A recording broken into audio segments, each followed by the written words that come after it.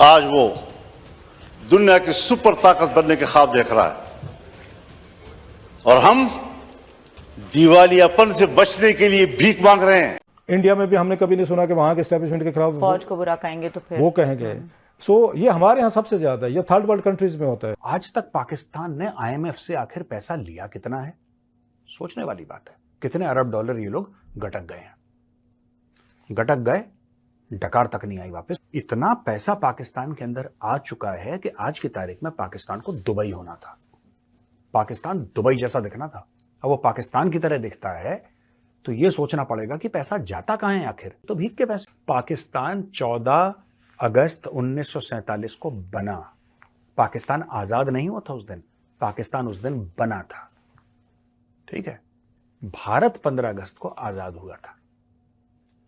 और तुम में हम में बहुत फर्क इसलिए है क्योंकि हमारा इतिहास, जो हमारी तारीख है, वो 10,000 साल से पहले जाती है।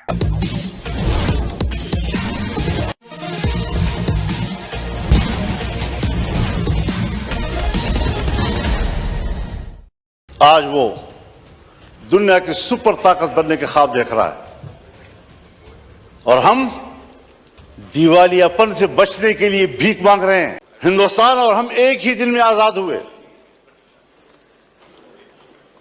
15 अगस्त 1947 को सुबह 8 बजे दिल्ली में लॉर्ड माउंटबेटन ने इंडिया के गवर्नर जनरल का हल्फ उठाया और कराची में कायदे आज़म मोहम्मद अली जिन्नाह ने हल्फ उठाया।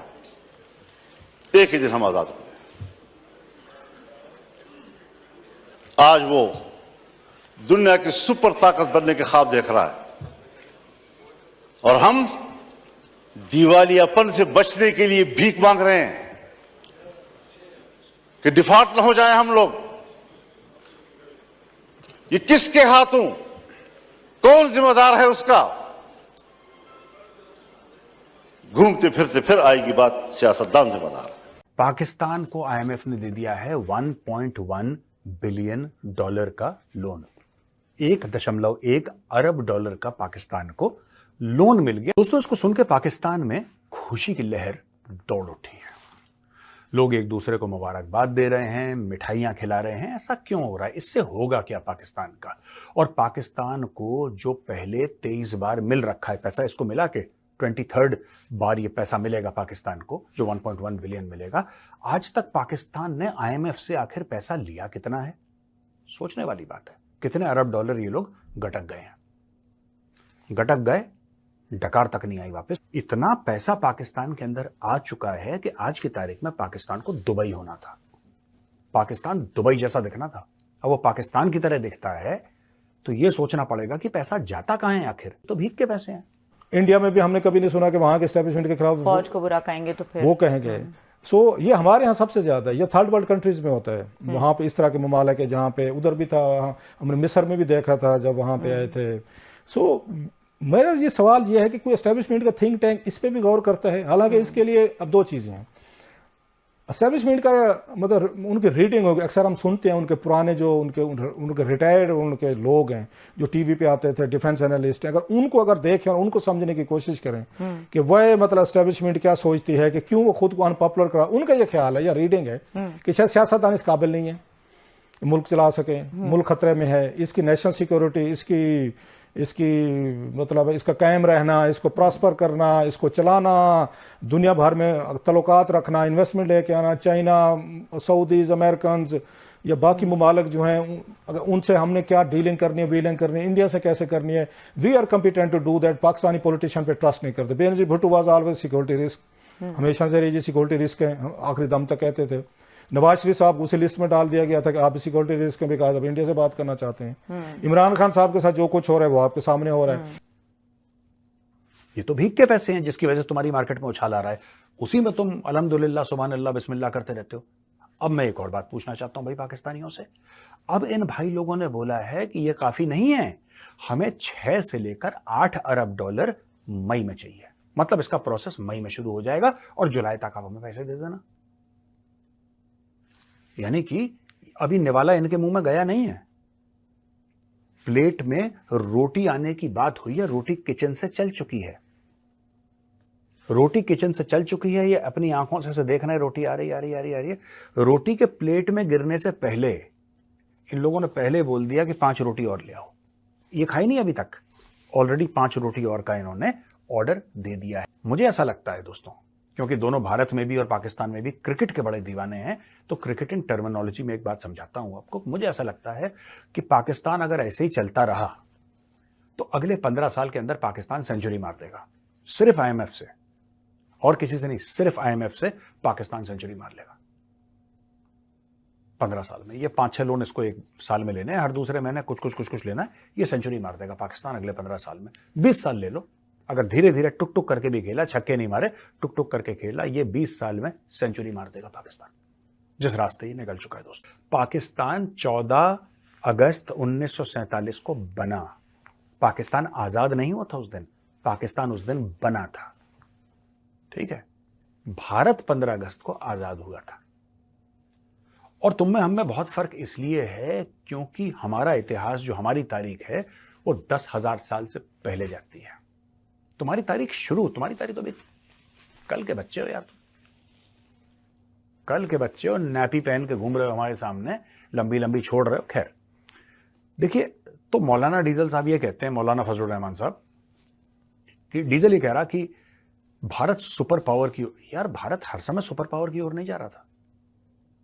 भारत ने भी बहुत बुरे दिन देखे, भारत ने गरीबी देखी, भारत ने ऐसा देखा कि जब भारतवासी भूख से मर जाते थे भूख से, खाना नहीं मिलता था, मर गए, जान उनकी चली गई, खत्म हो गए।